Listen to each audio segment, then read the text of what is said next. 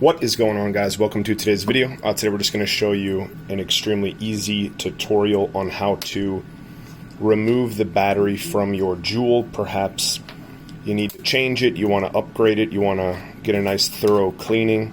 Whatever the reason may be, none of my business, but here's exactly how to do it.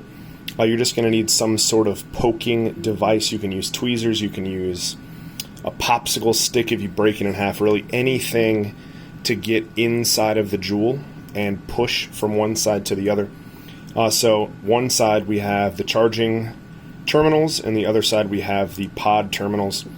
So if you can see in there, we're just going to touch the two prongs on the inside and we're just going to push through like so.